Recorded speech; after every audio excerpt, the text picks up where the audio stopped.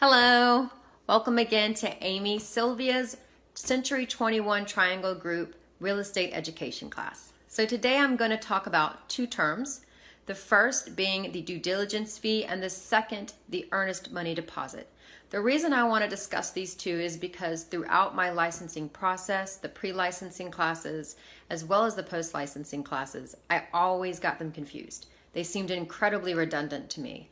So I wanted to break it down for myself and thought this would be a great time to then share with you guys so you can be a more educated and informed buyer and seller. The first one we're going to talk about is the due diligence fee. Both of these are going to be amounts that the buyer is paying. So the due diligence fee is paid specifically to the seller. The seller will take that check, deposit it, and spend it. The second one is the earnest money deposit. This is going to be given to an attorney or a firm and brokerage's trust account. Okay? Both of these, if the transaction comes to close, are going to be credited back to the purchase price.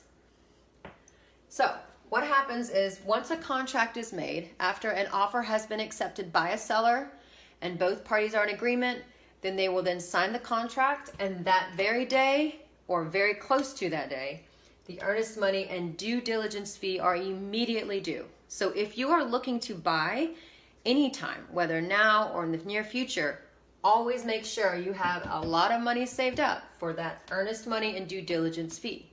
The amount of both of those will vary, and that is something that you and your agent can discuss on what's going to be best for you. So once these amounts are both paid, there's going to be a due diligence period.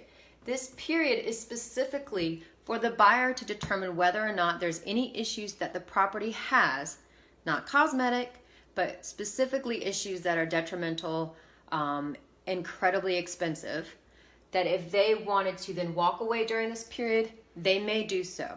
They do not have to have any reason whatsoever. And if they walk away during this period, they can get back their earnest money deposit. They will not get back their due diligence fee.